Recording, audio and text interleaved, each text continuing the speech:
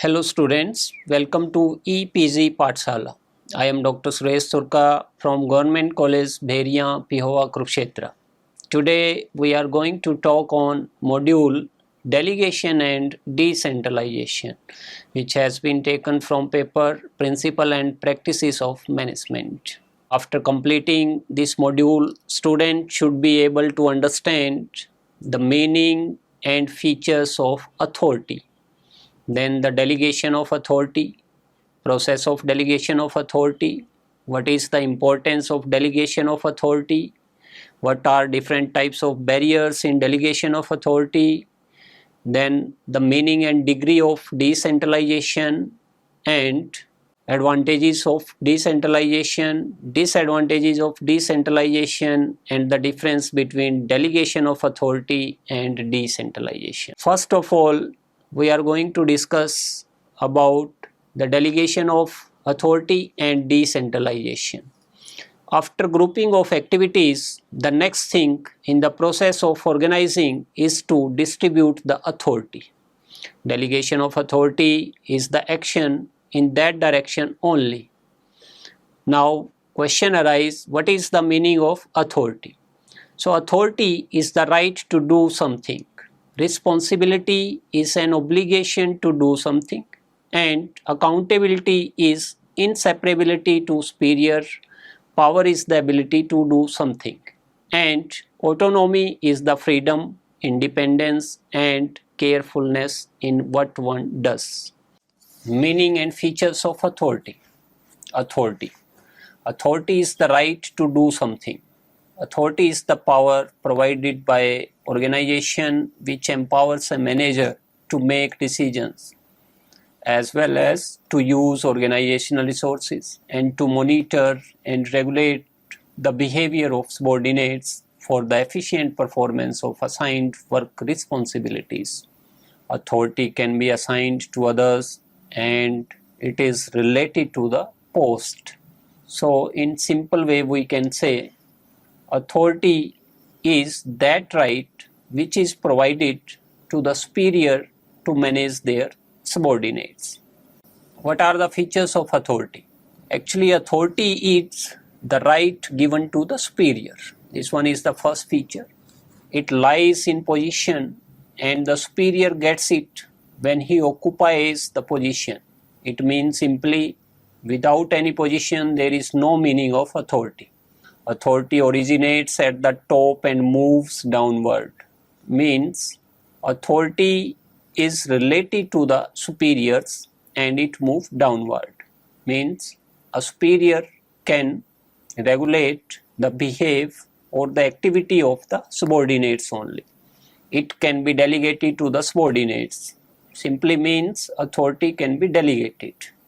Authority creates superior subordinate relationship. Means there is the necessity of two employees when we are talking about authority. One should be the superior and another should be the subordinate. Dear students, now we are going to discuss about delegation of authority. Delegation of authority is an important part of the organization process. Its need arises due to excessive workload when a superior is not able to perform all jobs independently. As a result, he divides his work among the subordinates. To make successful division of work, authority is given to the subordinates so that they may take work-related decisions.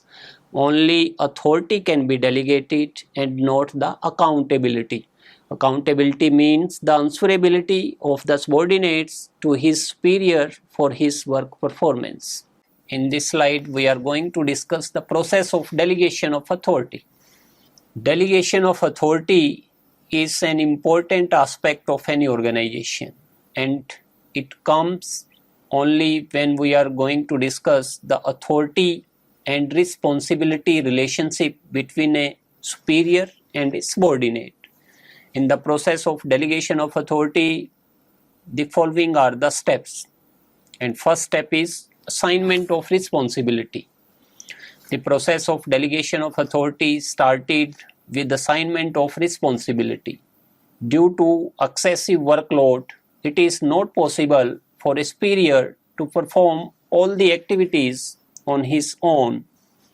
So he keeps the important work himself and the rest assigned to his subordinates according to their skills and capabilities.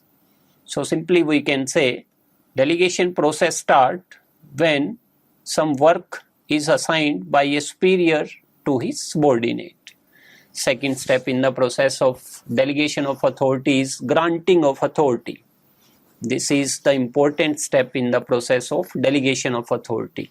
And in this, necessary authority should be provided to the subordinate so that he can perform the given work successfully.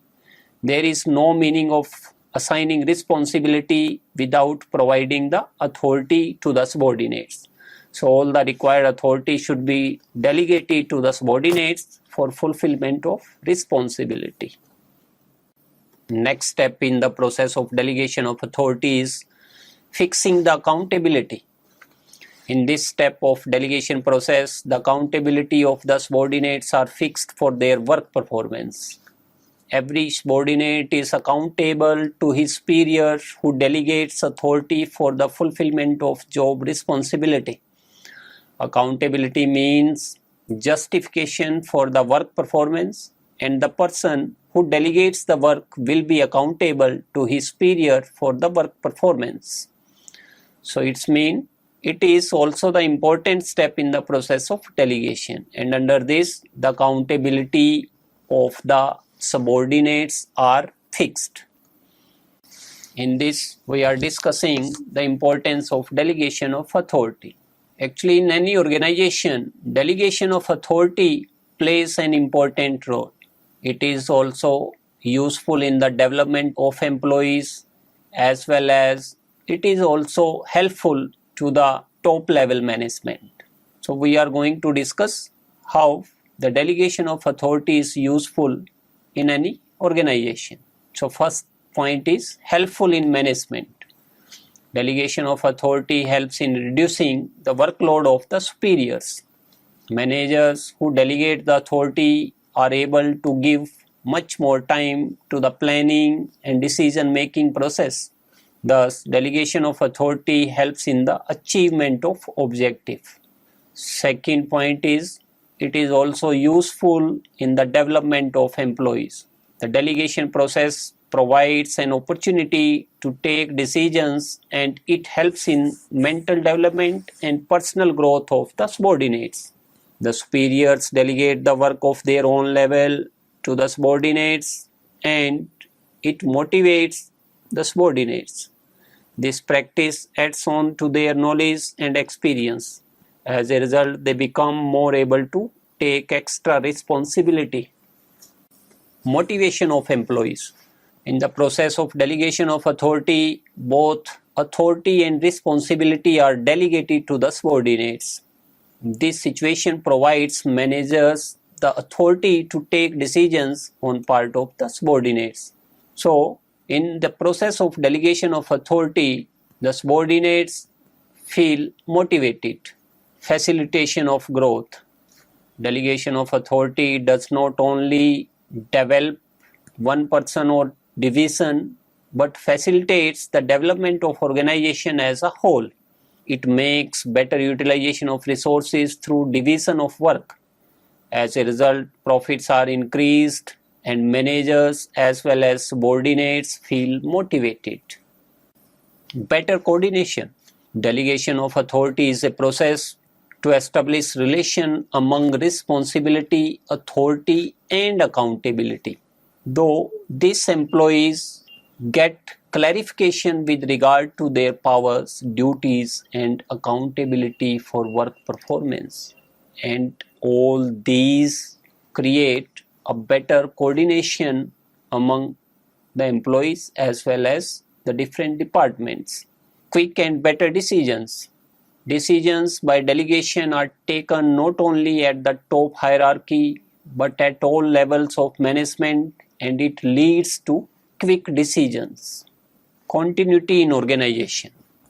Delegation of authority provides knowledge and experience about the job of superior to the subordinates, and if any superior leaves the organization, then his subordinate can easily be appointed in his place.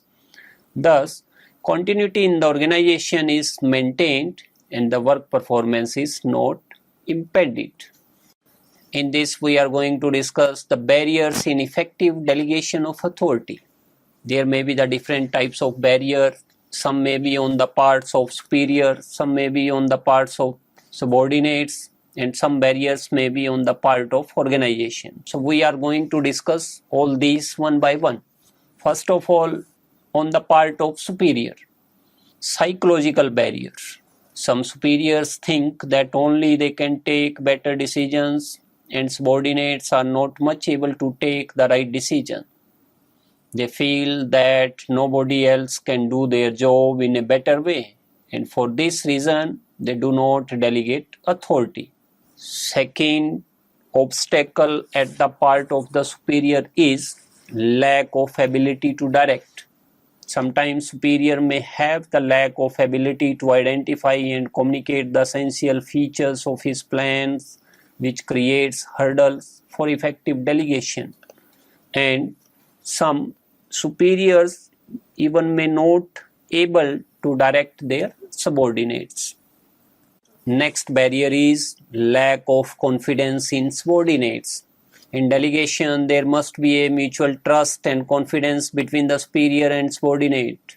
Lack of confidence in the ability, capacity of the subordinate obstructs the superior to delegate authority. If a superior has no confidence in his subordinate, he will not delegate authority. As a result, subordinates will not be able to learn the things. Next barrier from the side of superior is lack of control. While delegating authority, the manager must find means of assuring himself that the authority is being used to complete the given tasks. Where manager does not establish adequate control nor has no means of knowing the use of authority, he may hesitate to delegate the authority. Unfamiliarity with delegation. Sometimes the superiors are not familiar with the art of delegation, and it also becomes an obstacle in the process of delegation. In such a situation, the balance between authority and responsibility cannot be established, and consequently delegation becomes a failure. Next barrier is fear of competition. In delegation of authority, subordinates learn to take decisions. The managers may develop a feeling of fear of competition from their subordinates. Due to this, he may be unwilling to delegate authority to the subordinates. This obstacle is usually unexpressed and may be unconscious. Sometimes there may be some barriers from the side of the subordinate. And first barrier is dependence on the superior. Most of the subordinates find it easier to ask the superior for taking decisions while tackling with different problems. They may avoid accepting authority, even the superior may be prepared to delegate it. Next barrier is fear of criticism. Sometimes subordinate fears that he will be criticized by the superior even for a small mistake. As a result, he will avoid accepting authority. Lack of self-confidence. If the subordinates lacking in self-confidence and knowledge, it will also become a hurdle in delegation process. Lack of incentives. A subordinate may be unwilling to accept delegated work if he does not get adequate positive incentives in the form of salary increase, opportunity for promotion, personal recognition, or approval by the superior. Simply means if the incentives are not provided to the subordinates, they may not take part in the process of delegation. Overloaded with work. If a subordinate is already overloaded with work, he may not accept delegated authority, and this may be a genuine reason for such refusal. Decentralization. as we already discussed about the delegation of authority. Now there is the concept of decentralization. Question arises, what is the meaning of decentralization? Actually, decentralization is an extended form of delegation. In this, all the authority except the one which is absolutely necessary for the superior to behold is given to the subordinate permanently, and important decisions are taken by middle and lower level managers. Thus, we can say that decentralization is concerned with the decentralization of decision making authority to the lower levels in managerial hierarchy. Now, degree of decentralization. Question arises that decentralization, how it is determined. So, following are the indicators by which we can say that the degree of decentralization is less or more. First one is there, that is the nature of the authority. Nature of authority refers its importance. It shows that up to what extent the authority is provided to the subordinates to take the important decisions. Then, up to which level it is delegated. If the authority to take decisions has been transferred to the middle hierarchy, it means that the extent of decentralization is small. But on the contrary, if it is up to lower level, the amount of decentralization will be comparatively much more. Then, how consistently it is delegated.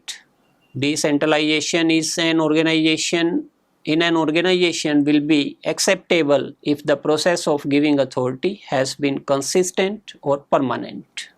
After the meaning of decentralization, we are going to discuss the advantages of decentralization. And the first advantage is it reduces the burden at top level.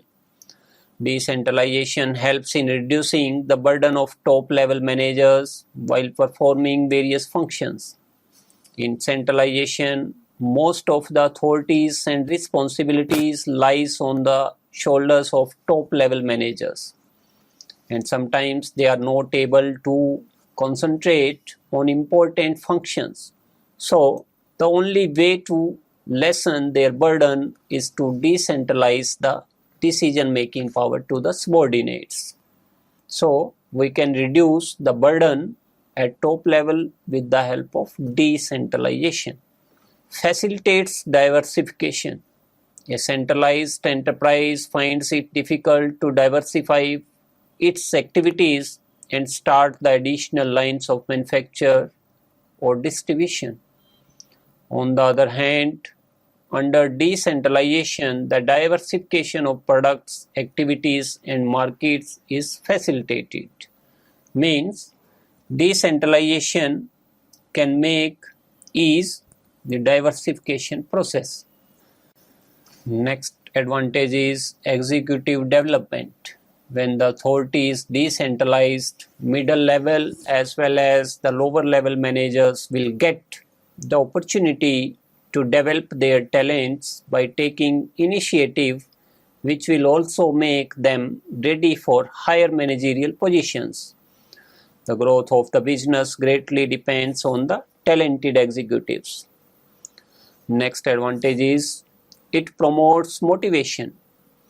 Decentralization helps in the formation of small organized groups. Since local managers are given a large degree of authority and autonomy, they tend to join their people in small organized and integrated groups. This improves the morale of employees as they get involved in decision making process. Better control and supervision. Decentralization ensures better control and supervision as the subordinates at the lowest levels will have the authority to make independent decisions. As a result, they have thorough knowledge of each and every activity under their control and are in a position to make amendments and take corrective action. Quick decision making. Decentralization makes decision making process easier and near to the action. This leads to quicker decision making of lower level since decisions do not have to be referred up through the hierarchy. Then, disadvantages of decentralization. Ability of subordinates. Actually, we all know that decentralization process only will be successful if we have the efficient subordinates. Under decentralization, the success of organization totally depends on ability of the subordinates.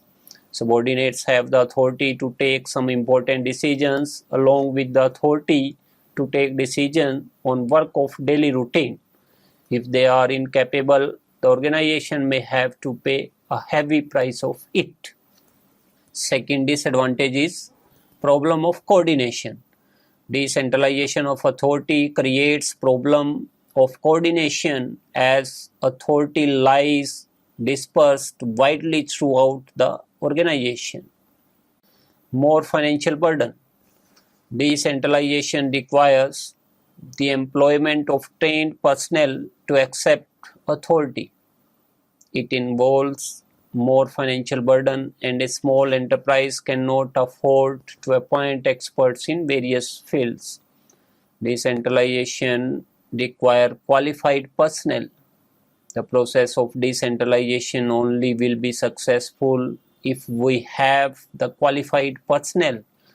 If we have not the qualified and competent personnel, then decentralization process will not be successful. Conflict. Decentralization puts more pressure on divisional heads to realize profits at any cost. Often, in meeting their new profit plans, it brings conflicts among the managers. So, these are the disadvantages of decentralization. Dear students, we already discussed the meaning of delegation as well as the decentralization. Now, question arises, what are the major differences between delegation and decentralization? So, we are going to discuss that what are the differences. First difference, the base is responsibility. In delegation, a superior delegate or transfer some rights and duties to a subordinate, but his responsibility in respect of that work does not end. Means the superior will be the responsible for each and every aspect of that work. On the other hand, decentralization relieves him from responsibility and the subordinate becomes liable for that work. Second base is the process. Delegation is process while decentralization is the end result of a deliberate policy of making delegation of authority to the lowest level in managerial hierarchy. Difference between delegation and decentralization. Difference on the basis of need. Delegation is almost essential for the management to get things done in the organization. That is, delegating requisite authority for performance of work assigned. Decentralization may or may not be practiced as a systematic policy in the organization. Next difference is on the basis of control. In delegation, the final control over the activities of organization lies with the top executives, while in decentralization, the power of control is exercised by the unit head to which the authority has been delegated. Next base of difference is authority. Delegation represents selecting dispersal of authority, whereas decentralization signifies the creation of autonomous and self-sufficient units or divisions in an organization. On the basis of scope, we can say delegation hardly possesses any problem of coordination to the delegator of authority, while decentralization possesses a great problem in this regard since extreme freedom of action is given to the people by creating self-sufficient or autonomous units. On the basis of good results, Decentralization is effective only in big organization, whereas delegation is required and give good results in all type of organization, whether it is small or big. On the basis of nature, delegation is the result of human limitation to the span of management. On the other hand, decentralization is the result of the big size and multifarious functions of the enterprise. So all these were the differences between delegation and decentralization. So students, let's now summarize what we have learned in this module. Delegation and decentralization both are important for any organization. Delegation of authority is the base for decentralization. They are helpful to the success and progress of the organization, but there is a precondition for the delegation, that there should be a willingness of the manager to give freedom of work to the persons whom work is assigned. In delegation, only the work which is of a casual nature, that has been delegated to the subordinates, but on the other hand, in decentralization, each and every type of work may be delegated to the subordinates. Delegation, in case of delegation, the superior is the responsible for the result of the work, but in case of decentralization itself, the subordinate will be accountable and responsible for each and every result of work.